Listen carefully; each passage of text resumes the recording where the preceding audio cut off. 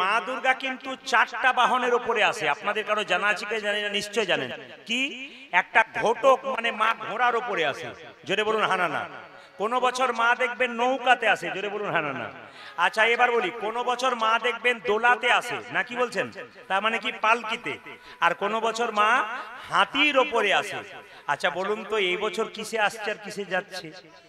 হ্যাঁ হ্যাঁ হ্যাঁ, আপনারা অনেকেই জানেন কিন্তু অনেকেই জানে না, তাদেরকে জানিয়ে দিই। তাহলে বলছে দোলাই যদি মা আসে তাহলে বলছে দুলিয়ে দিয়ে চলে যায়। তার মানে কি? মহামারী হবার সম্ভাবনা আছে, শাস্ত্র বলছে, আমি সেগুলো বললাম, সবাই শুনবেন। যদি নৌকাতে আসে তাহলে এক ভালো হতে পারে, এক মন্দ হতে পারে। অতিবৃষ্টি এক ভালো, অনাবৃষ্টি এক খারাপ। মানে অতিবৃষ্টি খারাপ, আবার অনাবৃষ্টিও খারাপ।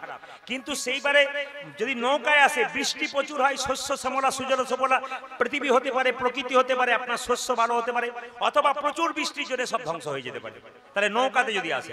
এইবার সবাই লক্ষ্য করুন, যদি ঘোড়ার ওপরে আসে তাহলে কি বলুন তো? বিধ্বংসী, একবারে তছনছ করে দিয়ে চলে যায়। আর সবাই লক্ষ্য করুন, যদি হাতির ওপরে আসে, গজের ওপরে, একবারে গোটাটাই মঙ্গল। কিন্তু সবচাইতে দুঃখের ব্যাপার, এবছর বাবারা বললেন না দোলায় আসছে, আর যাচ্ছে কিসে বলুন তো? ঘোড়াতে যাচ্ছে। তাহলে একদিকে মহামারী আর একদিকে তছনছ। কিন্তু এটা শাস্ত্র বলছে, কিন্তু মায়ের যে আরেক নাম দুর্গা, তিনি যে দুর্গতি নাশিনী, যদি সেগুলো হবে তাহলে তার নাম দুর্গতি নাশিনী কেন হবে গো? যতই ঘোড়াতে আসুক আর যাতে আসুক, মা যে মঙ্গলময়ী, আমরা যে তার সন্তান।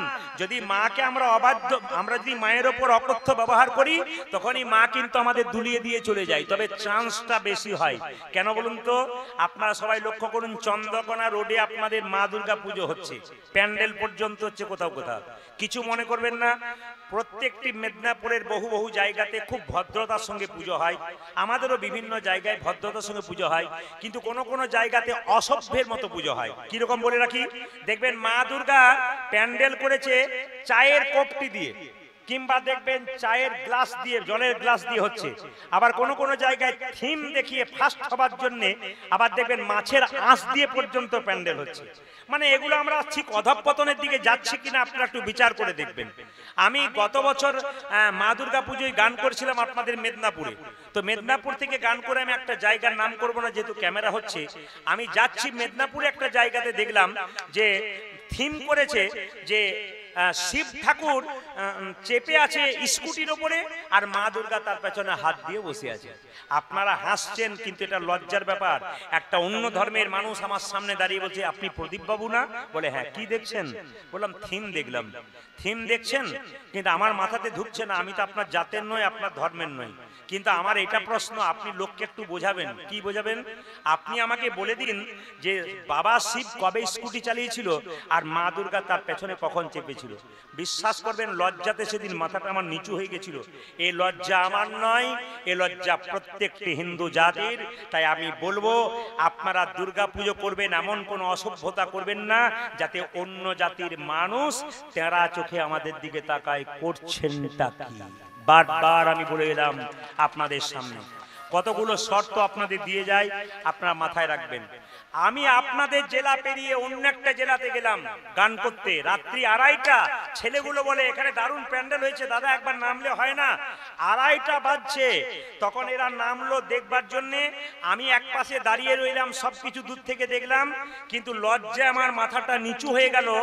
প্যান্ডেলের পেছনে কাতারে কাতারে 18-20 বছরের মেয়ে আর 18-20 বছরের ছেলেগুলো প্যান্ট শার্ট পরে, হাতে মদের বোতল, সিগারেট হাতে নিয়ে, 4টা-5টা ছেলে, 3টে-4টা মেয়ে।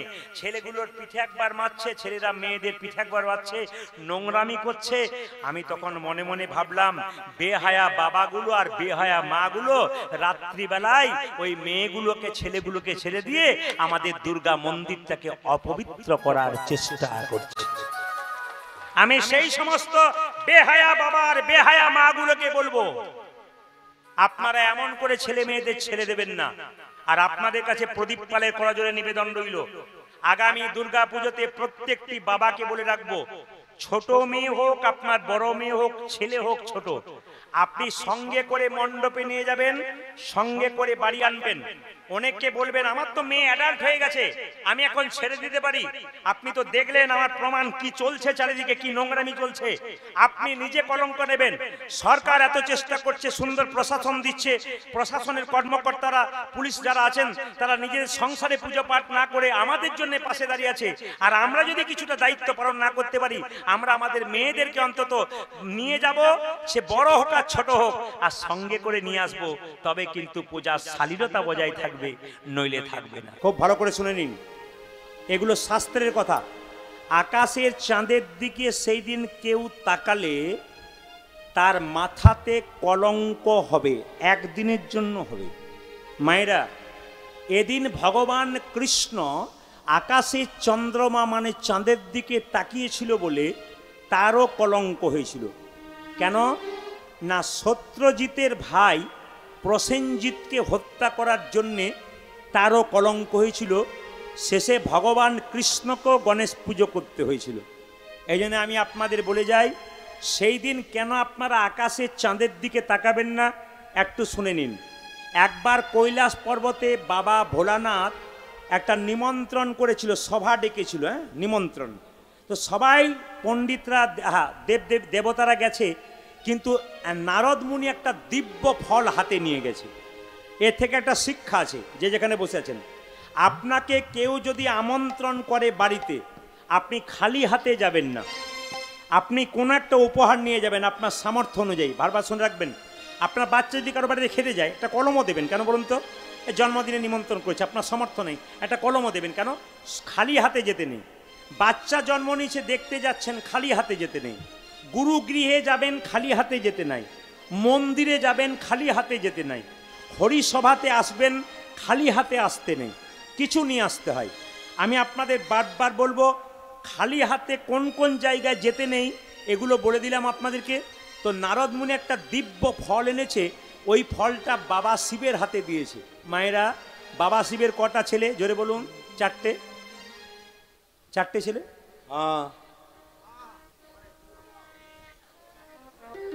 দুটো। আমি যখন চারটে বললাম, দু চারজন কি ভক্তি ভরে বলছে চারটে, তাহলে উনি জানেন বোধহয় চারটে হয় বোধহয়। না না, আমি মাঝে মাঝে ভুল বলে নেবো, ঠিক করে নেবেন। কটা ছেলে মায়েরা? দুটো। তো বাবার এক পাশে বসে আছে কার্তিক, এক পাশে বসে আছে গণেশ। তো কার্তিক বলে আমি নেব, গণেশ বলে আমি নেব। যারা বাবা হয়েছেন, আপনার দুটো ছেলে যদি থাকে, একটা ফলকে নিয়ে কারাকারি করে, বাবা কি করবে? বলবে অর্ধেক করে ভাগ করে নে, কারণ বাবা তো সব ছেলে সমান। বাবা ভোলানাথ বলছে এই দিব্য ফলটা কাজ কর, এই দুজনে ভাগ করে নে। বলছে না, কার্তিক বলে না আমি গোটা নেবো, আর গণেশ বলছে আমার তো পেট মোটা, আমার তো হবে না, আমার গোটাই চাই। এখন দুজনে ঝগড়া করছে, কোনো উপায় নেই। বাবা কিন্তু ফলটা ছাড়ছে না ভোলানাথ। কেন?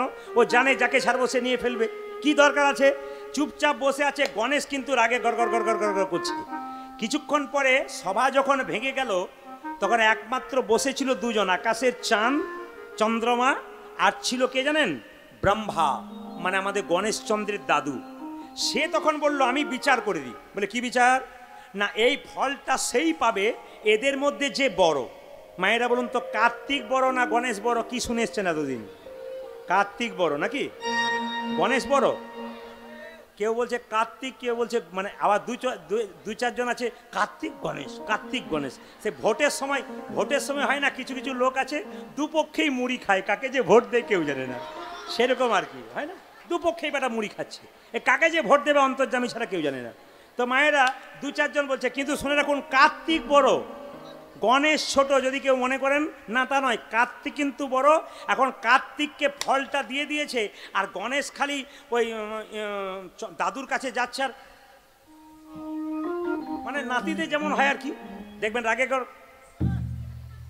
এখন যখন এরকম করছে, তখন সঙ্গে সঙ্গে চন্দ্রমা মানে চন্দ্র হেসে ফেলেছে, আর গণেশ যে অভিশাপ দিয়েছে, তুমি আমাকে দেখে হাসলে, অভিশাপ দিলাম আকাশের চন্দ্র, তুমি আকাশে উদিত হবে, তুমি মলিন হয়ে যাবে, আর তোমাকে যেই দেখবে তারই কলঙ্ক হবে, আজ থেকে অভিশাপ দিলাম। এখন গণেশের অভিশাপ পেয়ে গেল আকাশের চন্দ্র, যার কাছেই যাই সে মুখ ফিরিয়ে নাই। ইন্দ্রদেবের কাছে গেল, ইন্দ্রদেব মাথা নিচু করে বসে আছে, গণেশ চন্দ্রমা বলছে কি ব্যাপার মাথা নিচু করে বসে আছো কেন? বলে তোমার মুখ দেখবো না, দেখলেই তো কলঙ্ক হবে।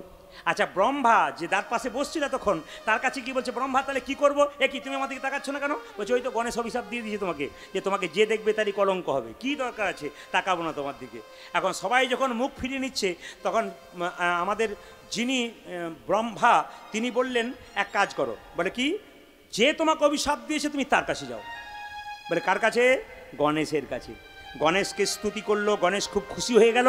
আর গণেশ যখন খুশি হয়ে গেল তখন বলো বলো তুমি কি চাও?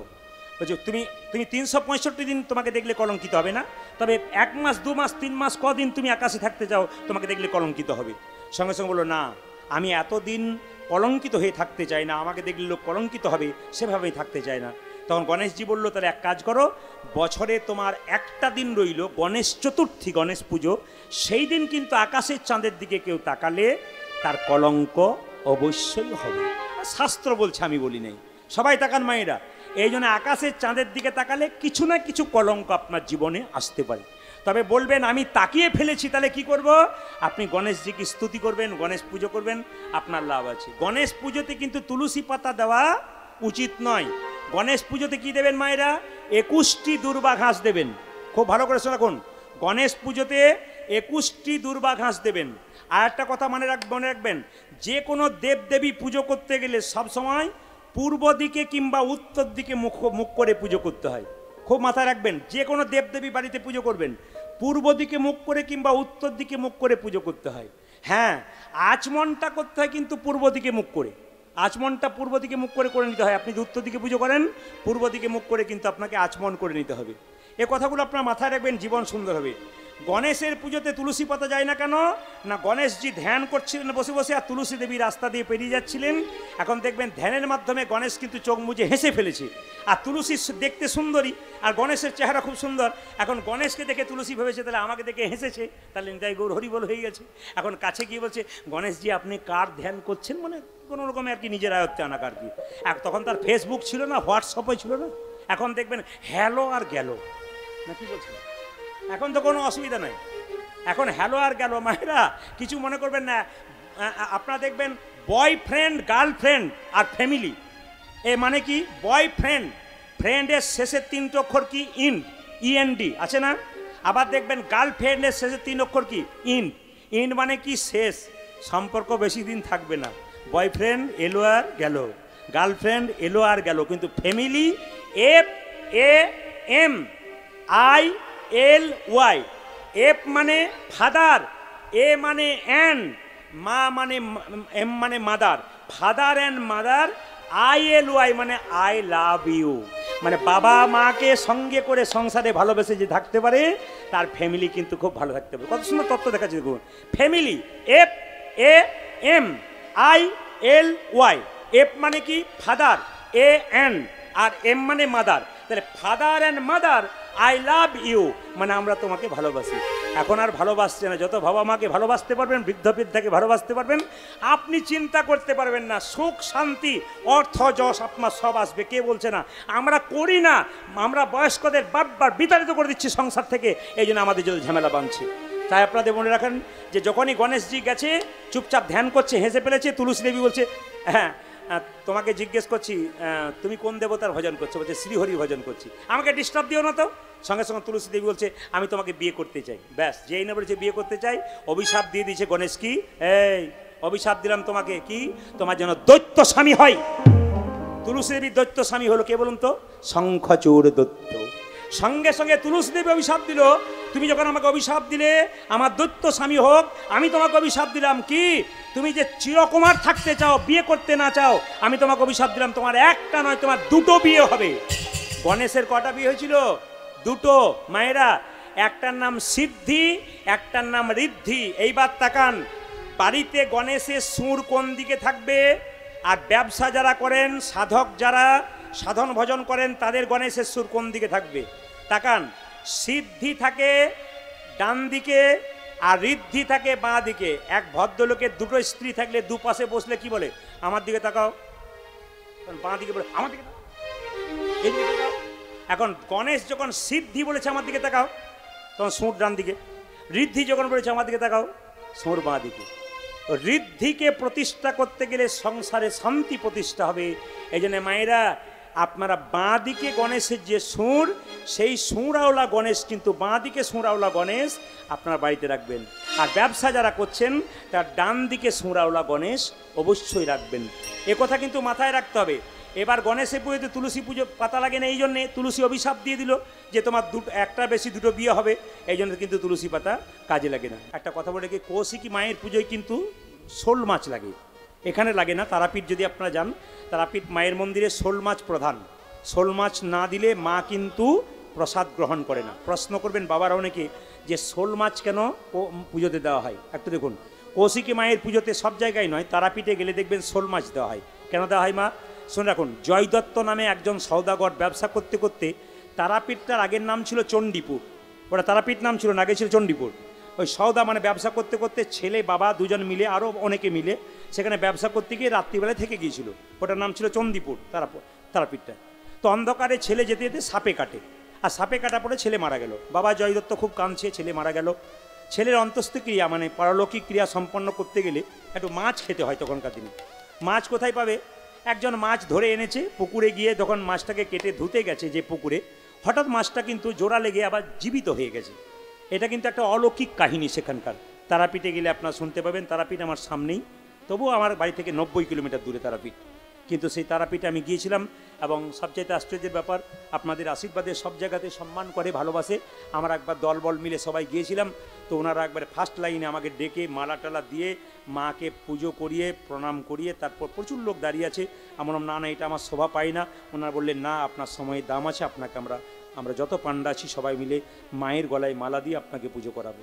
পুজো করালেন। এখানেও দেখলাম, এখানে একটা মন্দির আছে মায়ের, সেখানে একজন ব্রাহ্মণ পুরোহিত আছেন, এখানকার ছেলেরা আছেন, খুব ভালো ছেলে, কমিটির ছেলেরা, বাইরের যারা ভক্ত আছেন, গ্রামেরও যারা আছেন, খুব অতীব ভালো, অতীব ভদ্র।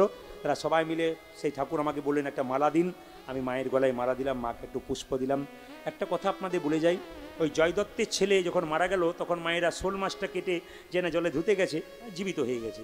জয় দত্তের মনে প্রশ্ন জাগলো, এই পুকুরে শোল মাছ যদি, কাটা শোল মাছ গোটা হয়ে জীবিত হয়ে লাফায়, তাহলে আমার ছেলে বাঁচতে পারে না কি করে? ছেলেকে নিয়ে গেল, নিয়ে গিয়ে যখন জলে ডুবিয়ে দিয়েছে, ছেলে আবার বেঁচে গেছে। শোল মাছ তখন থেকে প্রখ্যাত। কোথায় না, তারাপীঠে যদি আপনারা যান।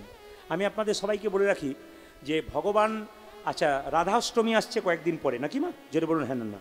এই রাধাষ্টমীর দিনে অনেকে প্রশ্ন করে কি কি করব কি না। আমি আপনাদের বলবো, একাদশীতে যা যা করেন রাধাষ্টমীতে তাই তাই করবেন। একাদশীতে যে প্রসাদ গ্রহণ করেন আপনার রাধাষ্টমীতে তাই করবেন। যেমনভাবে পালন করেন সেভাবে পালন করবেন, একই নিয়ম পালন করবেন। যারা জন্মাষ্টমী পালন করেছেন তারা কিন্তু রাধাষ্টমী পালন করবেনই কিন্তু, কারণ রাধাষ্টমী না করলে কিন্তু জন্মাষ্টমী বেকার হয়ে যাবে। বারবার বলবো, তবে বলে রাখি, যারা সমর্থবান, যাদের শরীর ভালো আছে, সুস্থ আছে, তারা নির্জলা করতে পারেন। আর যারা শরীরে একটু অসুবিধা আছে, ওষুধ টষুধ খান, বয়স্ক মানুষ থাকতে পারেন না, তারা ফল দুধ টুধ খাবেন। আর যারা ধরুন একবারে খুব রোগী, খুব কষ্ট পান, বৃদ্ধ হয়ে গেছেন, তারা নিরামিষ খাবার খাবেন, তবু কিন্তু রাধাষ্টমীর দিনটা পালন করবেন। তো মায়েরা, রাধাষ্টমীর কথা একটু আপনাদের বলে যাই, যে দেখবেন দুজন ভক্ত ছিল, কলাবতী এবং তার স্বামী, দুজন মিলে ভগবানের ভজনা করেছিল, ভগবানকে পেয়েছিল জামাই রূপে। আসলে জানেন, কলাবতী বলে মেয়েটি 3 বোন ছিল, একটা মৈনাক, একটা হচ্ছে কি, একটা সুনয়না। তো মৈনাক হচ্ছে মায়েরা, মৈনাকের সঙ্গে বিয়ে হলো কার না, হিমাচল পর্বতে। তাদের ধরুন একটা মেয়ে হলো, তার নাম কি বলুন তো, পার্বতী। মায়েরা, যে দুর্গা পার্বতী। জামাই কে হলো, ভোলানাথ। আর সুনয়নার বিয়ে হলো মিথিলার রাজা জনকের সঙ্গে, তার একটি মেয়ে হলো, তার নাম কি, সীতা। তার জামাইকে হলো রাম। হ্যাঁ, এখন কলাবতী মনে মনে ভাবছে যে সুচন্দ্র রাজা, কলাবতীর স্বামীর নাম সুচন্দ্র রাজা। তো কলাবতী মনে মনে ভাবছে যে আমার বোন দুজনেই দুটো ভালো মেয়ে পেলো, দুটো জামাই পেয়ে গেল। একজন সীতাকে পেলো, রামকে পেয়ে গেল, একজন পার্বতীকে পেয়ে গেল, শিবকে পেয়ে গেল জামাই রূপে। তা আমি ভালো মেয়ে চাই, জামাইও চাই। দুজনে মিলে ধ্যান করলেন। ভগবান বললেন কি চাও? বলছে আমরা সবাই ভগবানকে পুত্র রূপে চাই, আমরা ভগবানকে জামাই রূপে চাই। এমন একটা মেয়ে আমাদেরকে যাও, যে মেয়েটার জন্ম দিয়ে একটা ভালো জামাই পেতে পারি। শ্রেষ্ঠ কন্যা দিতে হবে, তার শ্রেষ্ঠ জামাই দিতে হবে।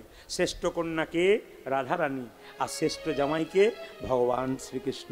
সবার কাছে নিবেদন রইল, এই সুচন্দ্র রাজা এবং কলাবতী, এরা দুজনে দাপরে হয়ে গেল কি, বৃষভানু রাজা আর তার স্ত্রীর নাম কি, যেটা বলুন কৃত্তিদা। আচ্ছা মায়েরা, কিছু মনে করবেন না, এই রাধারানীর জন্ম কিন্তু গর্ভ থেকে হয় নাই। হ্যাঁ, রাধারানীর মা কৃত্তিদা একদিন পুকুর ঘাটে স্নান করতে গেছে সখীদের সঙ্গে, দেখতে পাচ্ছে প্রচুর পদ্ম ফুল ফুটেছে, সব পদ্মগুলো খুব সুন্দর, 2-4 দিন পর আবার শুকিয়ে যাচ্ছে, একটা পদ্ম ফুল কিন্তু সতেজ।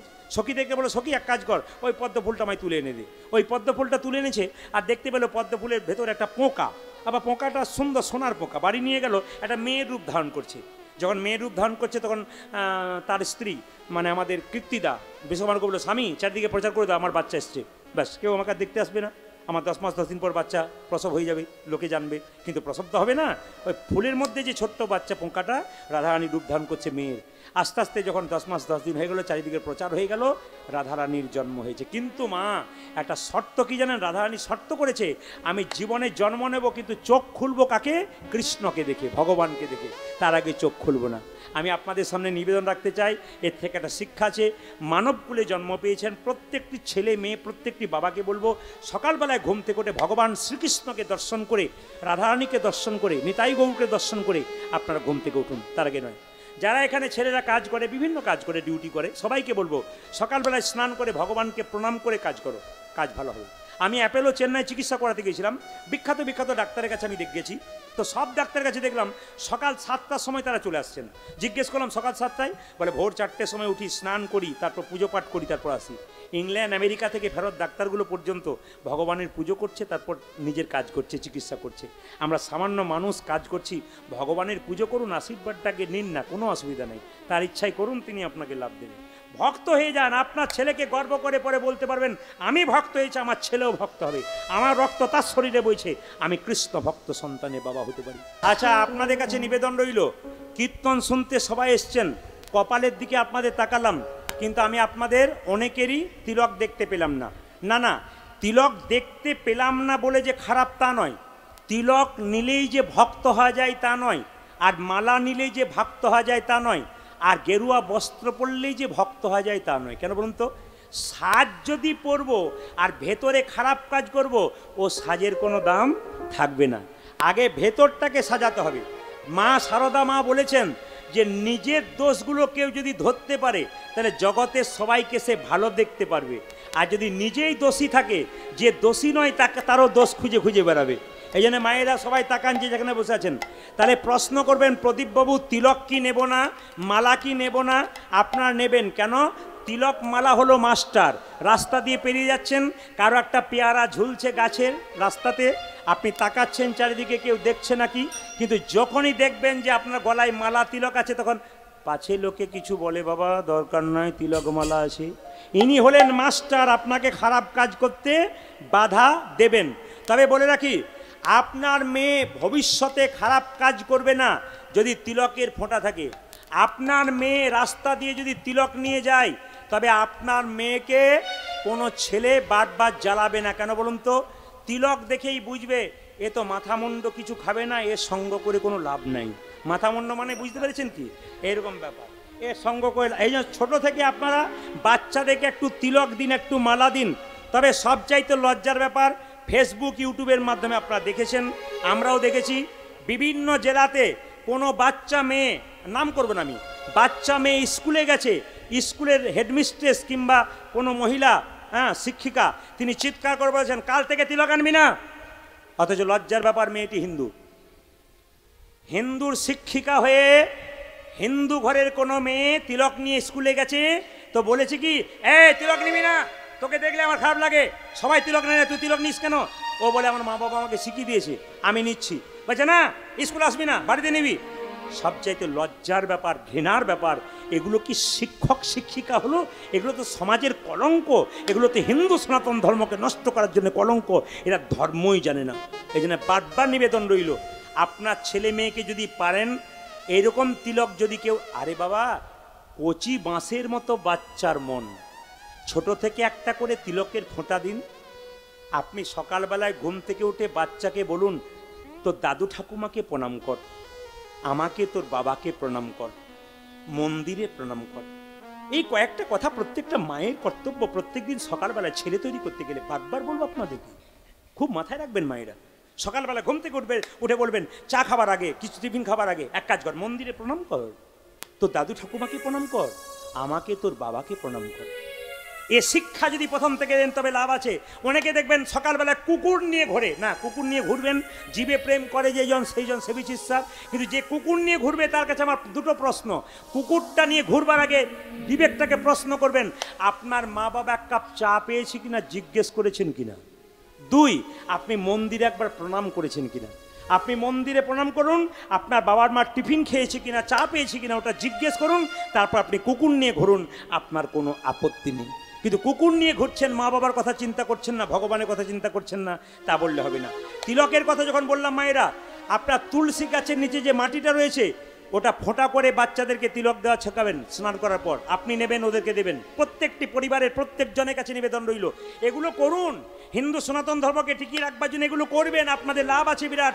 ভবিষ্যতে আমরা কোনদিন থাকবো না, আপনাকে বলতে হবে, আপনার ছেলে মেয়ে এইটুকুটুকু বাচ্চাগুলো আমাকে বলছে আপনার তো সাবস্ক্রাইব করে রেখে দিয়েছে আমার গান মোবাইলে, মানে কি বাচ্চাগুলো শুনছে। প্রত্যেকটি জেলায় জেলায়, রাজ্যে রাজ্যে, ভিন দেশে যত হিন্দু সমাজের মানুষ আছে, শুধু হিন্দু সমাজের মানুষ নয়, মুসলিম সমাজের কাতারে কাতারে মানুষ আমার ভক্ত, সবাই বলে আপনার কথাগুলো শুনে আমাদের জীবন পরিবর্তন হয়ে গেছে, সুন্দর লাগে আমাদের পরিবারের সবাই শুনে। আপনি কোনো বিবাদের কথা বলেন না, আপনি সুবাদের কথা বলেন। আমি তাই চাই আপনাদের কাছে বাচ্চাদের ভালোভাবে মানুষ করুন। তিলক যখন নেবেন তাকাবেন, যদি কোনো ব্রাহ্মণ ঠাকুর মন্দিরে পুজো করে তার কাছ থেকে তিলক নেবেন, যদি তিনি প্রকৃত জানেন। তবে শুনে রাখুন, তিলক কিন্তু এই আঙুলে দেবে, সবাই শুনবেন, এই আঙুলে। আপনি তিলক করছেন, ফোঁটা নিচ্ছেন, একজন মা বলছে বা বাবা বলছে একটু ফোঁটা দিয়ে দাও তো, এই আঙুলে দেওয়ার নিয়ম, ফোঁটা দেওয়ার নিয়ম। তিলক সবসময় এই আঙুলে, মাথায় রাখবেন। আপনার বাড়ির সামনে কেউ মরে গেছে কিংবা আপনার বাড়িতে কেউ মরে গেছে, তার কপালে তিলক দিতে হয়, কোন আঙুলে দেবেন? এই আঙুলে, তর্জনী। আপনি নিজে কোন আঙুলে নেবেন? মধ্যমা, এই আঙুলে তিলক নেবেন। সে যাই নেন, যেমন তিলক নিন, এই আঙুলে নেবেন। এই আঙুলে কাকে দেবেন? ভগবান বিষ্ণু, গুরুদেবের চরণে এই আঙুলে।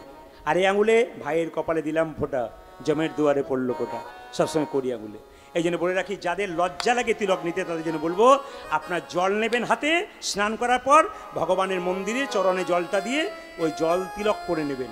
তিলক আপনার কেউ দেখতে পাবে না, কিন্তু জল তিলক হয়ে গেল, মানে কি আপনার অভ্যাসটা হয়ে গেল।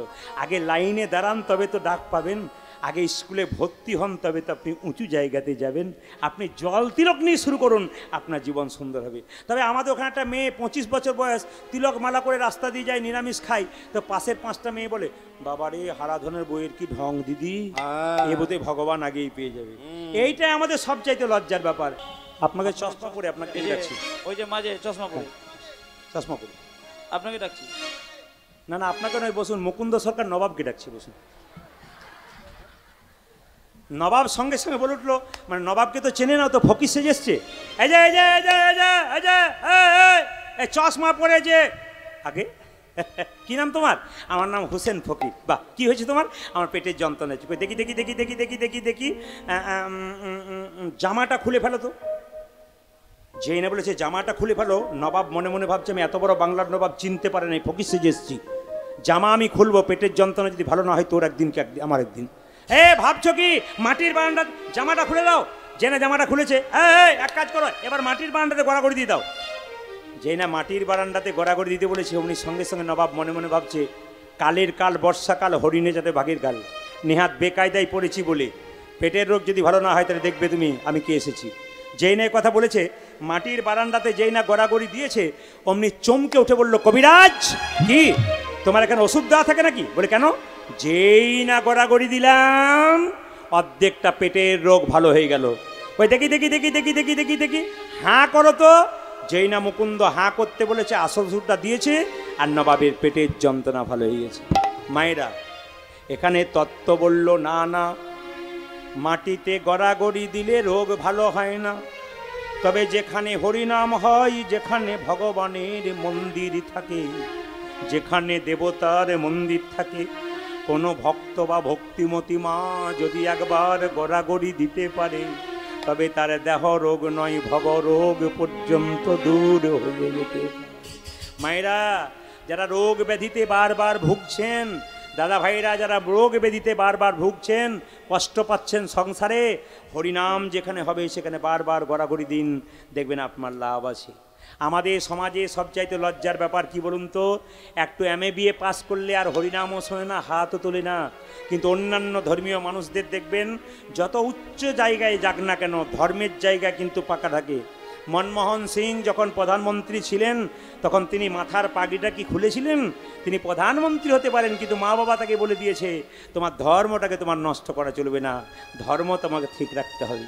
এই জন্য আপনি যে যাই করুন না কেন আপনাকে ঠিক রাখতে হবে। উদাহরণস্বরূপ একটা কথা বলি, কয়েকদিন হুগলি জেলায় গান করছিলাম কয়েকদিন আগে, কলকাতা থেকে 3টে মেয়ে 3টে গোপালকে কোলে করে নিয়ে কীর্তন শুনতে এসছে। সামনে বসেছে, 3টে গোপাল এখানে নামিয়ে দিয়েছে, ওখানে কীর্তন শুনছে, কীর্তন এসেছে, 3টে মেয়ে গড়াগড়ি দিচ্ছে। আমি চালাকি করে জিজ্ঞেস করলাম, এত সুন্দর শাড়ি গড়াগড়ি দিচ্ছ, শাড়িটা ময়লা হয়ে যাবে না? মেয়েটি সঙ্গে সঙ্গে বলে উঠলো, কেন গো, আপনি তো বলেছেন যে স্বামীর যদি 10টা কাপড়ের দোকান থাকে চিতাতে গেলে একটাও দেবে না, শাড়ির রং দেখে কী লাভ আছে, আর শাড়ি দেখে কী লাভ আছে? আর একটা ওই মেয়েকে জিজ্ঞেস করলাম, আপনি কি করেন? বলছে কলকাতা কোনো একটা কলেজের প্রফেসর। একটা মেয়ে গড়াগড়ি চোখে জিজ্ঞেস করলাম, আপনি কি করেন? বলছে আমার স্বামী দাঁতের ডাক্তার, আমিও দাঁতের ডাক্তার। আরেকটা মেয়ে 18 বছর বয়স, ওকে জিজ্ঞেস করলাম, তুমি কি করো? বলছে আমি বিউটি পার্লারে কাজ করি। আমি বললাম আমিও তো করি।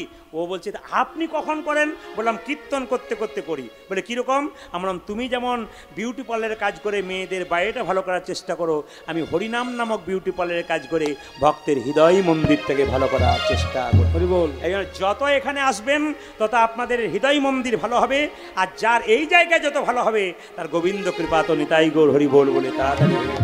আপনারা কিন্তু 2-4 জনকে দেখতে পাচ্ছি কীর্তন শুনতে এসছেন, 2-1 বয়স্ক মাকে দেখতে পাচ্ছি পান কিন্তু খাচ্ছেন 1-8 জন।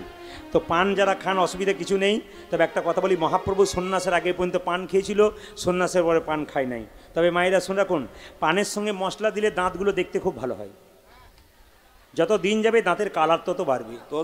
যারা পান খায় দেখবেন তরমুজের মতো, তরমুজের বিচির মতো রংটা হয়। কি দাঁত, ছবি তুলতে ইচ্ছে করে। যত খাবেন তত লাভ আছে। তবে বলে রাখি মায়েরা, পান শুধুমাত্র খাবেন তা নয়, পান তো দেখবেন পুজোতে লাগে। আবার দেখবেন কিছু একটা নিয়ম আছে আমাদের সমাজে, একটা ভালো নিয়ম কি বলুন তো, দেখবেন যে ব্রাহ্মণ ঠাকুর আপনার মেয়ের বিয়ে দিচ্ছে সারাদিন উপবাস থেকে, দোকানে গিয়ে বলছে ব্রাহ্মণকে দেওয়ার একটা ধুতি দাও তো, মানে আমার জন্য দাও 2000 টাকা দামের, ওর জন্য দাও 150 টাকা দামের, তাও দেবেন, আরও কম হলে ভালো হয়। কিংবা দেবেন পুজোর সুপারি দাও তো এইটুকুটুকু, পুজোর পান দাও তো এইটুকুটুকু। ভগবান এত খায়, ভগবান তো এইটুকু মুখটাই তো নয়, খায় না তো নকুল দানা দিয়ে দে, কোনো অসুবিধা নেই, নকুল দানা দিয়ে দেবে।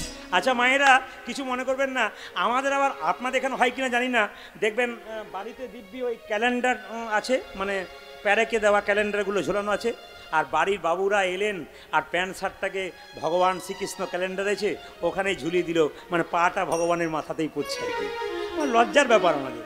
আবার দেখবেন ধূপকাঠির প্যাকেট তৈরি হয়েছে, দিব্যি গোবিন্দকে পুজো করছেন, ঠাকুর আমার ছেলের বিয়ে দাও, ঠাকুর আমার মেয়ের চাকরি দাও, ঠাকুর আমাকে ভালো রাখো, বারবার ধূপ দেখাচ্ছে, বারবার ঠাকুর ধূপ দিচ্ছি তোমাকে, এই দিচ্ছি। ধূপের প্যাকেটটা শেষ হয়ে গেল, নিতাই গৌরের ছবি আছে, আপনি নিতাই গৌরকে ঘরে পুজো করলেন আর ধূপের প্যাকেটটাকে নর্দমাতে ফেলে দিলেন। কি হলো? ব্যালেন্স কি? জিরো। একদিকে জল ঢোকাচ্ছেন, একদিকে জল বার করছেন। রাধা কৃষ্ণ বস্তালয়, যদি কারো থাকে অপরাধ নেবেন না। রাধা কৃষ্ণের ছবি দিয়েছে প্যাকেটে, প্যাকেট থেকে কাপড়টা বের করলাম, একবারে নর্দমাতে রাস্তায় পড়লো। আবার দেখবেন বাড়ির দরজাতে রাধা কৃষ্ণের ছবি রেখেছে, ঘরের ভেতরে বিরাট ঝড় ঝঞ্ঝা, বাদল, বৃষ্টি, বর্ষা হচ্ছে, কাদা হচ্ছে, সব ভগবানের গায়ে লাগছেন, নিজেরা ভদ্রলোকের মতো ঘরে ঢুকে আছে, যা করবে সব ভগবানের গায়ে লাগবে। মানে কি যত্ন, বাড়িতে একদিকে ভগবানকে যত্ন করছি, একদিকে ভগবানকে ওখানে রেখে দিয়েছি। না না, এগুলো কিছু কিছু জিনিস আছে, এগুলো আপনারা ঠিক করবেন। আবার দেখবেন মাংসর দোকান করেছে, আপনাদেরকে অপরাধ নেবেন না, শ্রীকৃষ্ণ ব্রয়লার সেন্টার, বাবা রে পুজো, শ্রীকৃষ্ণ ব্রয়লার সেন্টার। আবার দেখবেন শ্রী চৈতন্য শু হাউস। আমি বলবার আগে কিন্তু আমার ভক্ত আছে, কিন্তু এ আমার মনে না থাকলে মনে করে দেবে। কেন দেখেছেন তো, এই ছোটো ছোটো ছোটো ছেলেগুলো পর্যন্ত যেতে যেতে বলে এইটা বলবেন, ওইটা বলবেন, সেইটা বলবেন, বাবারই কত বলবো রে, মানে সব মুখস্থ হয়ে আছে। যেরকম রাধা রানী কি, শ্যাম সুন্দর কি, মদন মোহন কি। আচ্ছা মায়েরা, পান দেখবেন বিয়েতে লাগে, যাদের বিয়ে হয়েছে তারা জানেন, মেয়েটিকে যখন স্বামীর চারিদিকে 7 পাক ঘুরোয় তখন পানটাকে চোখে দেয়, বাবারই কি। তখন মেয়েটি মনে মনে ভাবে পানটা সরালেই দেখব কাঁদা না পেঁচা। ওটা আগেকার কথা বলছি, আগেকার মেয়েরা পান সরিয়ে খালি, পানটা সরিয়ে খালি একবার দেখে নিত আর কি, খাঁদা না পেঁচা। এখন তো দেখার দরকার হয় না, এখন বিয়ের আগে থেকেই তো ভিডিও কল চলছে, কোনো অসুবিধা নেই। মায়েরা পানটা ঢাকা দিয়েছে। আচ্ছা পানটা কে বলুন তো? পান হচ্ছে যোগ মায়া, মানে পানটা সরালে স্বামীর মুখ দেখলে কি হয়? যোগ মায়া, মায়ার যোগ হয়। আমি তোমার, তুমি আমার, মায়ার যোগ হয়। একটা জায়গায় কীর্তন করছে, একটা বাড়িতে বাসা, কাকাবাবু বলছেন, প্রদীপ তুমি যে বললে পান সরালে মায়া হয়, ভালোবাসা হয়, মায়ায় নাই। বলে কেন? আমার 3টে ছেলে 3টে বউ খালি ঝগড়া করছে, মায়ায় নাই। বলে মায়া থাকবে কি করে? পান ঢাকা দেবার আগে কতবার রাস্তাতে দেখা হয়, মায়া থাকবে? একবারে মায়া নেই। মায়া বলতে কোনো বস্তুই নাই। বাইরে কি ফুর্তি গো বাবা, আর ভেতরে মায়া নাই। জোরে রাধা রানী কি, শ্যাম সুন্দর কি। আচ্ছা মায়েরা কিছু মনে করবেন না, খুব প্র্যাকটিক্যাল জিনিস আপনাদের দেখিয়ে যায়, সত্যি না মিথ্যা বলবেন। মানে আপনারা অনেকে দেখবেন, আমি গত পরশু তোর একটা গান করে গেলাম 2 দিন নদিয়াতে। তো একটা বাবা কীর্তন শোনার পর বিশ্বাস করবেন না, 60-65 বছর বয়স, তা আমাকে ধরে হুঁকড়ে হুঁকড়ে কেঁদে কেঁদে বলল, বাবা তুমি যে মায়ের কথা বললে, বাবার কথা বললে না, আসলে আমি জল ধরে রাখতে পারছিলাম না, আমার স্ত্রীও তাই। আমার ছেলে প্রফেসর বটে, একটি মাত্র ছেলে, লোকের কাছে সব কিছু বন্ধক দিয়ে ছেলেকে পড়ালাম, কিন্তু ছেলে আমাকে ভাত দেয় না, জিজ্ঞেস করে না যে বাবা তুমি কি খেয়েছো। কি অপদার্থ ছেলে, দেখুন চিন্তা করুন, কি অপদার্থ ছেলেকে জন্ম দিচ্ছে আমরা। তাই বারবার বলবো প্রত্যেকটি ছেলে মেয়েকে, এখন রক্তের গরমে কাউকে কিন্তু কাঁদাবেন না কেউ। আপনি রক্তের গরমে কাউকে কাঁদাবেন, আপনিও কাঁদবেন। কেন বলুন তো? শুনে রাখুন, ব্যাংকে 10,000 টাকা জমা দিলে যেমন 10 বছর পর ডবল হয়, আপনি কাউকে কষ্ট দিলে ভবিষ্যতে ওটা ডবল করে আপনার জীবনে ফিরে আসবে।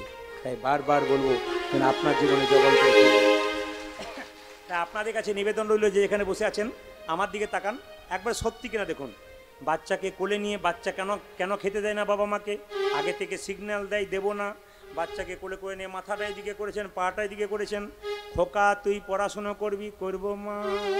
দেখবেন পা লড়াই, দেখবেন পাটা লড়াই, হ্যাঁ কি না বলবেন কিন্তু আপনারা। এ কীর্তন এমন জিনিস বটে আর কি, এ রিসার্চ করে করে বের করতে হয়েছে। আর এই রিসার্চ বের করার জন্য খালি সব জায়গাতে খালি রাস্তাঘাটে পোস্টার নামিয়ে টিফিন করতে যেতে হয়। মানে আমার তো যাওয়ার কোনো উপায় নেই, গাড়ির ভেতরেই থাকি, আর টিফিন করতে করতে হাজার, দাদা আপনি, হ্যাঁ ঠিক, কি করবেন, সব জায়গাতে করে। তো আমাদের সব লক্ষ্য করতে হয়। আমি বাসাতে বসে থাকি, অনেক মায়েরা বলে বাবারে আসলে কি লাফালাফি, আর একেই কি চুপ করে বসে থাকি গো। আসলে চুপ করে না, সব দেখি এরা সব কি করছে আর কি, কারণ এগুলো সব বলবো আর কি। অনেকে বলে এর কাছে বেশি কিছু করবি না, সব বলবে আসলে না। তাকান আমার দিকে, ছেলেকে কোলে নিয়ে মা ভাত, ছেলে ভাত দেয় না কেন? ছেলেকে কোলে এদিকে, খোকা তুই বড় হবি, হব মা, তুই পড়াশুনো করবি, করব মা, তুই চাকরি করবি, করব মা, তারপর তোর বিয়ে দেবো, বিয়ে করব মা, ওটা তোমাকে বলতে হবে না, ও ব্যবস্থা আগেই করেছি। আর দেখবেন শেষে কি বলে, তুই বড় হবি, আমি বুড়ো হব, তোর কাছে বসে বসে খাবো, পা নড়ি, বলে সেটি হবে না। এ কিন্তু আগে থেকেই দেখিয়ে দেয় আপনার। আচ্ছা আমি আপনাদের ভাবছি যে 11টা বেজে গেল, কি করব বলুন তো? আপনারা উঠছেনও না, এর খুব সমস্যা বাবা। 11:05 সব জায়গাতে এই গন্ডগোলটা। আমি ভাবছি একটু তাড়াতাড়ি করলে পালাই, যে যদি বা 2-1টা উঠছে ভাবলাম রাস্তা ফাঁকা হলে উপায় আছে, আবার ঘুরে ঘুরে আসছে।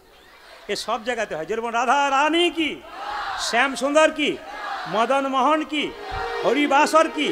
তবে বলে রাখি, ভগবানের নাম শুনতে এলে দিনক্ষণ দেখবেন না।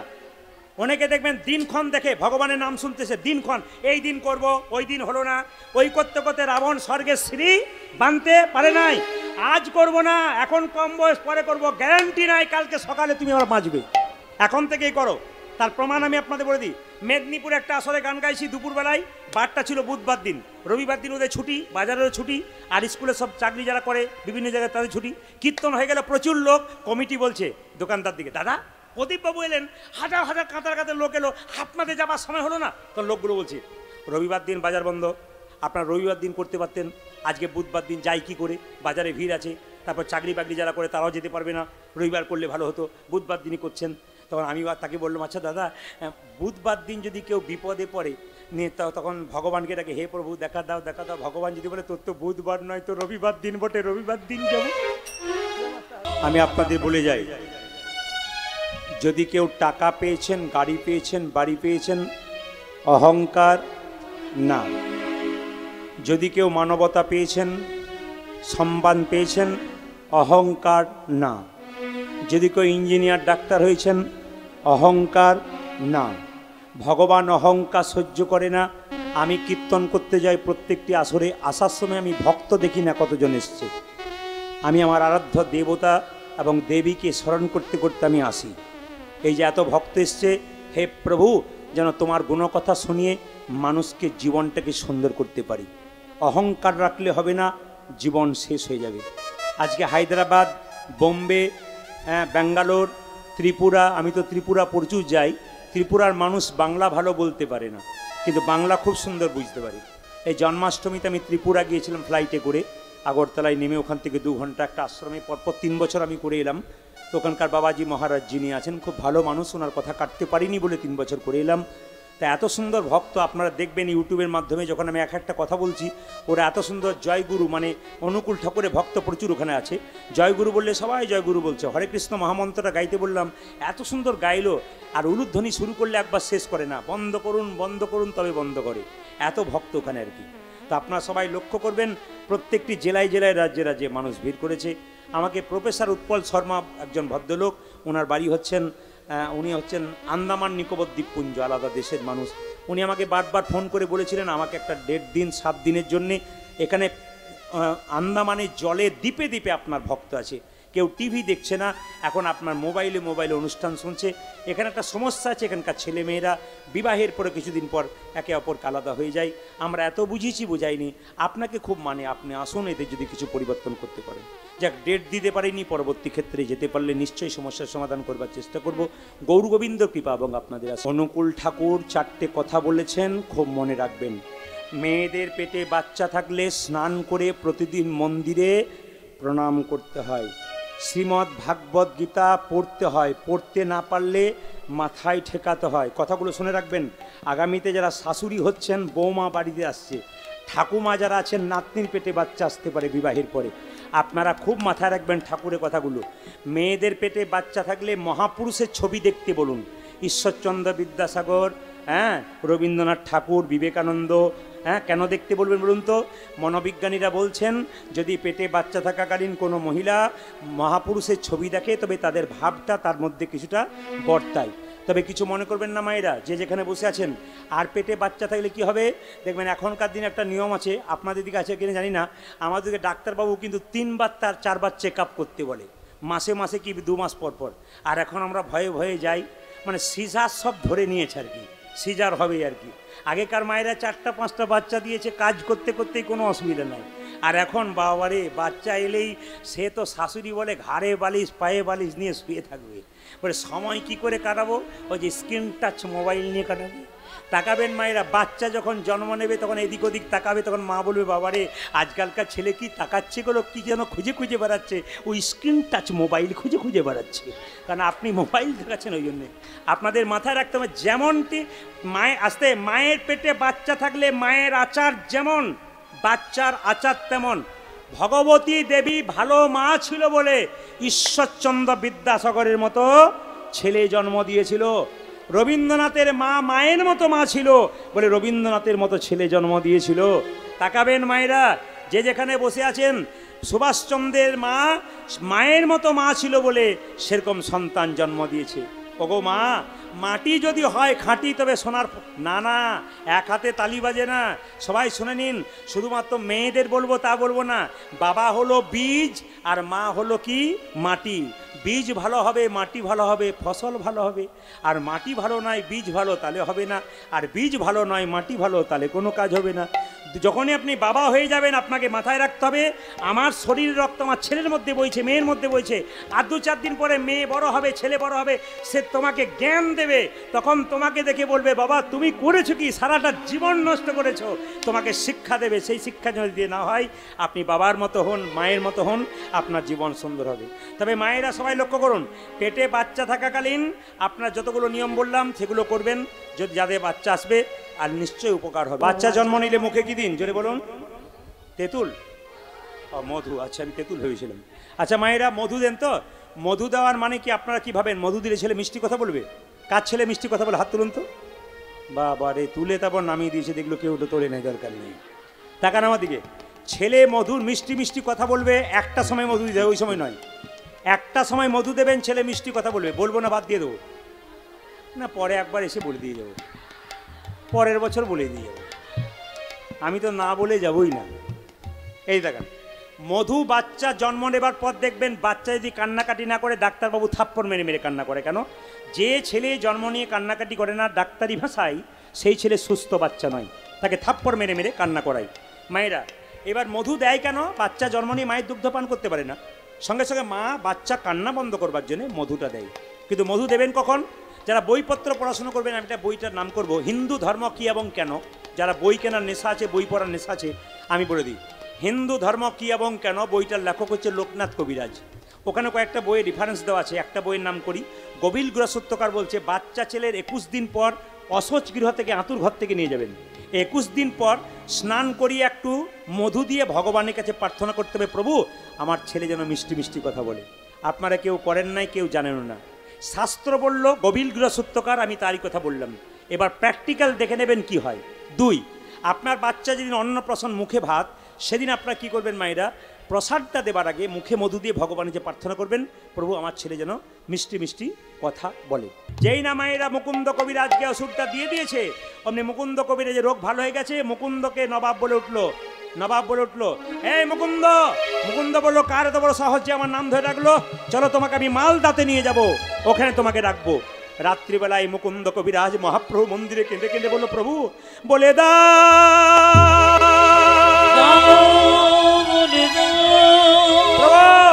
তুমি আমাকে বলেছিলে গরিবের চিকিৎসা করতে, কেন আমি মুসলমানের বাড়ি যাব?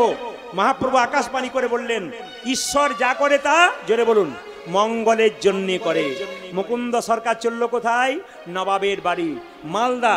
মুসলমান নবাব হুসেন শাহ খুব ভালো লোক ছিলেন। তিনি বললেন, শোনো, কিছু বলছো, কিছু বলছেন? মুকুন্দ সরকার বলল, আপনার এখানে থাকতে পারি 3টে শর্ত। একটা মন্দির তৈরি করে দিতে হবে, গরিবের চিকিৎসা করতে পারি, আর জীবের দ্বারা যেন হরিনাম করতে পারি। বাংলার নবাব হুসেন শাহ তিনি বললেন, ঠিক আছে, তোমাকে একটা মন্দির তৈরি করে দিলাম, গরিবের চিকিৎসা করো আর হরিনাম করো। মায়েরা একদিন মুকুন্দ সরকার কীর্তন গান গাইছে, আর পেছনে নবাব তাকিয়ে তাকিয়ে দেখছে। নবাবকে একটা মেয়ে পাখা করছে, তালপাতার পাখা, তার মধ্যে হাওয়া করতে করতে ময়ূরের পালক ছিল তালপাতার পাখাতে। এটা মাথায় রাখবেন। মুকুন্দ সরকার কীর্তন গান গাইছে, মায়েরা সবাই উলুধ্বনি দিচ্ছে। কি গাইছে? আমার কানু সে বিনোদ রায় গো, আমার কানু সে বিনোদ ওই আমার কানো সে বিনোদ রায় গো, কানো সে বিনোদ রায়। আমার কানু সে বিনোদ রায় গো, আমার কানু সে বিনোদ রায়। আমার কানো সে বিনোদ রায় গো, আমার কানো সে বিনোদ রায়। বিনোদ চুরাই বিনোদ বরিহা, বিনোদ চোরাই বিনোদ বরিহা। কারো যদি মন খারাপ থাকে ভগবানের চরণে বসুন, ভগবানের যেদিকে তাকাবেন সেই দিকটা সুন্দর। বিনোদ মানে সুন্দর। গোবিন্দের যে কপালে তিলক সেটাও সুন্দর, মাথার চূড়াটা সুন্দর, যেদিকে তাকাচ্ছি সেদিকে সুন্দর। মুকুন্দ গাইছে, ও তারে বিনোদ বিনোদ চূড়াই বিনোদ বরিহা, বিনোদ চুরাই বিনোদ বরিহা, বিনোদ চূড়াই বিনোদ বরিহা, বিনোদ চোরাই বিনোদ বরিহা। বরিহা বরিহা বিনোদ উড়িছে তাই গো, আমার মায়েরা তালি দিয়ে, তালি দিয়ে। জল আছে? জল জল আছে নাকি? জল আপনাদের কাছে জল আছে? জল আছে? না না, নবাব জিজ্ঞেস করছে, মুকুন্দ অজ্ঞান হয়ে গেছে, আপনার কাছে করছো? আপনাদের কাছে জল আছে? একজন বলে, হ্যাঁ হ্যাঁ জল আছে। যেই না মুকুন্দের গলায় দিয়ে মাথায় দিয়েছে, মুকুন্দ চৈতন্য ফিরেছে। কি ব্যাপার মুকুন্দ, তুমি তুমি কীর্তন গান গাইছো, তখন আমি তোমাকে পিছু ডাকলাম, তুমি অজ্ঞান হয়ে গিয়েছিলে কেন? মুকুন্দ মনে মনে ভাবলো, তুমি মুসলমান, আমি হিন্দু, আমার কৃষ্ণ অনুরাগের কথা তুমি কেমন করে জানবে? আমি যখন কীর্তন করছিলাম ময়ূরের পালকের দিকে তাকিয়ে কৃষ্ণ দেখতে পেয়ে অজ্ঞান হয়ে গেছিলাম। তবে জীবনে কোনদিন মিথ্যে কথা বলিনি, আজ একটা বলবো।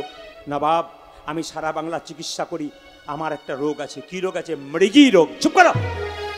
নবাব বলল, তুমি হয়তো জানো না, আমার রাজ্যে একটা নিয়ম আছে, এখানে কেউ মিথ্যে কথা বললে তার জিভটাকে ছিঁড়ে নিই।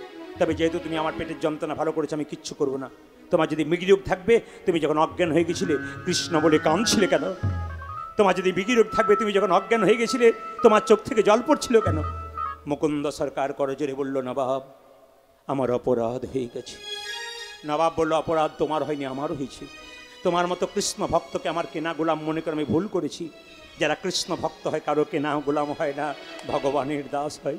ওগো মুকুন্দ, যাতে আর তোমার কোনো অভাব না থাকে গোটা শ্রীখণ্ডটা তোমার নামে লিখে দিলাম। ঈশ্বর যা করে তাই মঙ্গল করে। মুকুন্দ সরকার নবাবকে সালাম জানিয়ে বাড়ি ফিরছে নিজের স্ত্রীর কাছে। আর যেতে যেতে গাইছে, আমি কোথায় গেলে পাবো গো দেখা, দেখো আমার ঘন শ্যাম, বাবা বাবা আমার ঘন শ্যাম শ্যাম ওই কোথায় গেলে বাবু গো দেখো আমায় গণ স্বামী, আমায় গণ স্বামী। কোথায় গেলে পাবো গো দেখা, আমার ঘন শ্যাম, আমার ঘন শ্যাম। ওই আমি কোথায় গেলে পাবো গো দেখা, আমায় কোনো শ্যামী আমায় বাঁচাচ্ছে। এ কি আমার হলো গো স্বামী কি আমার হলো গো, আমার সর্বাঙ্গ যেন জ্বলে যা, আমার সর্বাঙ্গ যেন জ্বলে যায়, আমার সর্বাঙ্গ যেন জ্বলে যা, জ্বলে জ্বলে কি হয়েছে? কি হয়েছে তোমার? আমি সারা বাংলার কবিরাজ, আমি সবার চিকিৎসা করি, তোমার রোগ ভালো করবো না মানে? ভগবান বলে দাঁড়া, তোর অহংকার হয়েছে, দেখাচ্ছি মজা। দেখে দেখে কি হয়েছে? স্বামী, যেদিন থেকে তুমি আমাকে ছেড়ে চলে গিয়েছিলে, আমার চোখ জ্বালা করে, হাত জ্বালা করে, পা জ্বালা করে, আমার চোখ জ্বালা করে, হাত জ্বালা করে, পা জ্বালা করে, খিদে নেই, বমি বমি ভাব, চলতে পারি না, আমার শরীরটা কেমন করে, কেমন আমার হয়। দেখি তোমার চোখ দেখি, দেখি তোমার জিভ দেখি, দেখি তোমার হাতের তল দেখি, পায়ের তল দেখি। এ কি? আমি সারা বাংলা চিকিৎসা করি, তোমার রোগ ধরতে পারলাম না কেন? রাত্রিবেলায় মুকুন্দ সরকার মহাপ্রভুর মন্দিরে কি বললো? প্রভু বলে দাও, আমি সারা বাংলা চিকিৎসা করে আমার স্ত্রীর রোগ ধরতে পারছি না কেন? মহাপ্রভু আকাশবাণী করে বললে, মুকুন্দ, আমি যা ভেবেছিলাম তাই হয়েছে। সারা বাংলার চিকিৎসা করতে করতে তোমার ভেতরে অহংকার হয়ে গেছে। দেখি দেখি এই চিবানো পান আমি তোমার স্ত্রীকে দিলাম, স্ত্রীকে দিয়ে দাও, রোগ তো ভালো হবে, নতুন লক্ষণ প্রকাশ পাবে, তোমার স্ত্রীর গর্ভে সন্তান আসবে, সেই সন্তানটার নাম হবে কি? ভক্ত রঘুনন্দন। তাই আপনাদের কাছে নিবেদন রইল, মায়েরা যে যেখানে বসে আছেন, ওই কীর্তিদা যখন কন্যা সন্তানটির জন্ম দেয়নি, আবার অনেক শাস্ত্রে বলছে কীর্তিদা শরীর পেটের মধ্যে মানে বাচ্চা হওয়ার মতো আকার হয়েছিল, কিন্তু একটা বায়ু নিঃসরণ হয়েছিল, ওখানে কোনো বাচ্চা ছিল না। এখন লক্ষ্য করুন, রাধারানী শর্ত করেছে আমি কৃষ্ণ দেখবো তবে চোখ খুলবো। এদিকে খবরটা চারিদিকে হয়ে গেল, আপনাদের গ্রামে গোবিন্দপুরে যদি শোনেন যে একটা মেয়ে চোখ নেই, মানে দেখতে পায় না চোখে, সবাই দেখতে যাবেন দলে দলে, সবাই দেখতে যাচ্ছে। যশোদা বলছে, দিদি তাড়াতাড়ি এসো, আমার গোপাল খেলা করছে, এখনই পিছু ধরবে। মায়েরা, ভগবান খেলা করছে বলরামের সঙ্গে, আর যশোমতী আর রোহিণী দেখতে যাচ্ছে রাধারানীকে। সঙ্গে সঙ্গে গোপাল ছুটে এসে বলো, মা মা ও মা মা ও মা মা, বাচ্চাদের যেমন স্বভাব হয়, ও মা মা। মানে বুঝতে পারছেন তো? ছেলেকে মা বলছে, কোথায় যাবি? যা খেলা করে কি না, কোথায় যাবে তুমি বলো? আরে বাবা, একটা মেয়ের জন্ম হয়েছে, চোখে দেখতে পায় না, তাকে দেখতে যাবো। ও মা, কি কি কি? আমি যাব, আমি যাব মা, আমি যাব মা, আমি যাব মা। দেখলে দিদি, দেখলে এই ছেলে বড় দুষ্ট। আমি বারবার বললাম, এ আমার দিকে তাকিয়েছে, মানে নজর রেখেছে, কোথায় যাবে, কোথায় যাবি? খুব খুব দুষ্ট ছেলে। আমি যাব মা, আমি যাব মা, আমি যাব মা, আমি যাব মা। কোথায় কোথায়? কান্না মেয়ে দেখতে আমি যাব মা, কানা মেয়ে দেখতে আমি যাব মা, কান্না মেয়ে দেখতে আমি যাব মা, ও গো কানা মেয়ে দেখতে আমি যাব মা।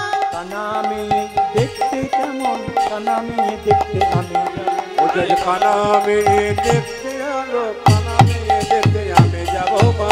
এখন মা যশোদা দেখলো গোপাল যখন যাবে এরকম করে ধরেছে, সবাই তাকান। মা তো ছেলেকে খুব আদর, আচ্ছা ছেলে বটে বাবু, যত্ন করে নিয়ে যায়, নইলে ছেলে উল্টো পাল্টা জায়গায় চলে যাবে। গোপালকে দেখি, তোর কোড়ি আঙুলটা দেখি দেখি দেখি দেখি দেখি দেখি দেখি, যেই না দাঁতে ঠেকিয়েছে, মানে বাচ্চা ছেলের যদি মা যদি বাম কনিষ্ঠ আঙুলে দন্তাঘাত করে, ছেলের বিপদ হয় না, বাচ্চা নয় বুড়ো পর্যন্ত হতে পারে। আপনারা যারা আছেন মা, যারা খুব মা ভালোবাসেন ছেলেকে, তা দেখবেন ছেলে বাইরে গেলে কি করে বলুন তো, একটা এরকম করে দাঁতে করে ঠেকিয়ে দেয়। কেন? মা যদি বাম কনিষ্ঠ আঙুলে দন্তাঘাত করে, ছেলে কোনো বিপদ হয় না। এখন ছেলেকে ধরে নিয়ে যাচ্ছে, গিয়ে যখন যশোদা গিয়েছে কার কাছে, কীর্তিদার কাছে, কীর্তিদা বলছে দিদি দেখো দেখো আমার মেয়ের জন্ম দিলাম, ভেতরে শুয়ে আছে, চোখে দেখতে পায় না। গোপাল দেখছে মা নামাচ্ছে না, নামবো কি করে? চতুরে শিরোমণি গোপাল কি করলো, আকশি তৈরি করলো। আকশি মানে বুঝতে পারছেন তো, আঙুলটা এরকম করে বেঁকিয়েছে, মা একটা পুঁতির মালা পরে আছে। এখন যখন গল্প করছে রাধারানীর মায়ের সঙ্গে, তখন পুঁতিতে তখন আকশি লাগিয়ে দিয়েছে। মা টান মেরে দেবো, পুঁতি গড় গড় করে পড়বে, আর আমি এটাই ওর হরিবল করে দেবো। হ্যাঁ করেছে, যেই না টান মেরেছে, পুঁতি গড় গড় করে পড়েছে। আচ্ছা ছেলের পাল্লাই পড়লাম বাবু, হ্যাঁ আচ্ছা ছেলের পাল্লাই পড়লাম। যেই না পুঁতিগুলো কোড়াচ্ছে, গোপাল হামাগুড়ি দিতে দিতে রাধারানীর বুকের উপরে চেপেছে। রাধারানী বলছে কে? কৃষ্ণ বলে চিনো না? বলে আমি, জগতে সবাই তো আমি। রাত্রিবেলায় আপনার দরজায় কেউ যদি ধাক্কা দেয়, কে? আমি। বলে কে? আমি, সবাই তো আমি, তুমি কে? রাধারানী ওই একই কথা জিজ্ঞেস করছে, চোখে দেখতে পায় না, কে? আমি। আমি এসেছি, আমি এসেছি, আমি এসেছি, আমি এসেছি, আরে আমি করে আমিটাকে ভালোবেসেছি, ভালোবেসেছি, আমি যে তোমায় ভালোবেসেছি, আজ যাবি যে তোমায় ভালোবেসেছি, আমি যে তোমায় ভালোবেসেছি, আমি যে তোমায় ভালোবেসেছি, তাই তো তোমার কাছে এসেছি, আমি যে তোমার ভালোবেসেছি। আরে তাই তো তোমার কাছেই আমি যে তোমায় ভালোবেসেছি। কাজ হয়ে গেছে। সঙ্গে সঙ্গে রাধারানীর চোখে স্পর্শ করেছে, রাধারানী কৃষ্ণ দেখতে পেয়েছে। নিজ ছেলে কই, ছেলে কই, ছেলে কই, ছেলে কই, ছেলে কই। যশোমতি গিয়ে দেখছে, আচ্ছা ছেলের পাল্লাই পড়লাম বাবু, আতুর ঘর মানে না? হ্যাঁ। ছেলে তখন বলছে কাজ হয়ে গেছে, আমার যা করার করে দিয়েছি। রাধারানীর মনের ইচ্ছা পূর্ণ হয়ে গেছে, চোখ ফিরিয়ে দিয়েছে। সবাই মিলে একসঙ্গে হাত তুলে পথ চলিতে, আরে হাত তুলুন, পথ চলিতে আরে বলিতে, তালি, পথ চলিতে আরে বলিতে, পথ চলিতে আর বলিতে, হ্যাঁ। পথ চলিতে তালি। আরে বলিতে, একবারে গাভো গাভো কৃষ্ণ নাম, মধুর নাম, হরি নাম, বাবা। পথ চলিতে আরে বলিতে, পথ চলিতে আরে বলিতে, এবার গাব কৃষ্ণ নাম, হরি নাম, মধুর নাম। বাবা মুকুন্দ সরকার গাইছে, আর ছোট্ট রঘুনন্দন বসে আছে। সবাই একবার বাবুর মতো করজোরে বসবেন। রুমাল তোয়ালে যার আছে তার নেবেন, যদি না আছে কারো মাথায় হাতটা ঠেকিয়ে করজোরে বসবেন, কোনো অসুবিধা নেই, মাথায় হাতটা ঠেকিয়ে নেবেন। এ হচ্ছে সনাতন ধর্মের একটা নিয়ম। দেখবেন আপনারা আস্থা চ্যানেল, সংস্কার চ্যানেলে বড় বড় ভাগবত পাঠকরা ভাগবত পাঠ করে, তখন যখন প্রেমের কথা বলে, ভক্তির জায়গায় যায়, এরকম করে মাথায় কাপড়টা নিতে হয়। সবাই মিলে করজোরে বসুন। মামা অন্তরা মন্দিরে মোমদে রে জাগো জাগো জাগো মদন কৃষ্ণ গোপাল গোপাল মদন কৃষ্ণ গোপাল। উলধ্বনি, উলধ্বনি। মম অন্তর মন্দিরে জাগো জাগো মদন কৃষ্ণ গোপাল গোপাল, মদন কৃষ্ণ গোপাল। অন্তর মন্দিরে জাগো জাগো মদন কৃষ্ণ গোপাল গোপাল মদন কৃষ্ণ গোপাল। উলধ্বনি। মম অন্তর মন্দিরে জাগো জাগো মদন কৃষ্ণ গোপাল গোপাল, মদন কৃষ্ণ গোপাল। লয়ে রাধা বামে এসব ব্রজধামে, লয় রাধা সবাই ভক্তি ভরে। এসব ব্রজধামে, লয়ে রাধা বামে এসব ব্রজধাম।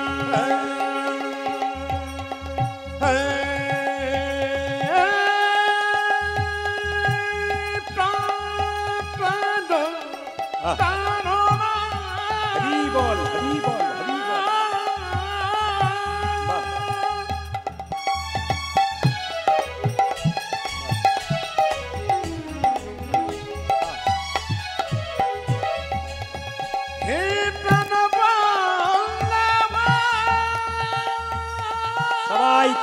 করতালি দিন আস্তে আস্তে ভক্তি ভরে কীর্তনটা শুনবেন, দর্শন করবেন সবাই ভক্তি ভরে যে যেখানে আছেন। বাহ বলে হারি। মাইকম্যানকে ধন্যবাদ জানাই, সুন্দর সাউন্ড আপনার, দারুণ। হে প্রাণনাথ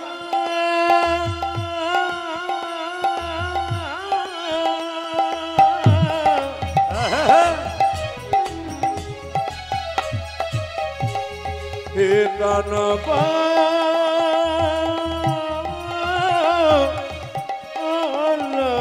উলধ্বনি উলধ্বনি উলধ্বনি। লয়ে রাধা বামে এসো ব্রজধামে এসো এসো গিরিধারিলা মদন কৃষ্ণ গোপাল। উলধ্বনি। অন্তর মদের জগ জগ মদন কৃষ্ণ গোপাল গোপাল মদন কৃষ্ণ গোপাল আরে গোপাল মদন কৃষ্ণ গোপাল গোপাল মদন কৃষ্ণ গোপাল। সবাই নারু প্রসাদ পাবেন, নারু প্রসাদ দর্শন করবেন। শ্যাম সুন্দর কি মদন মোহন কি এই ভজনটা পরে প্রসাদ বিতরণ হবে, প্রসাদটা খাওয়াবে সবাই। কাভিরাম বানে কি, সবাই হাত তুলুন, হাত তুলুন একসঙ্গে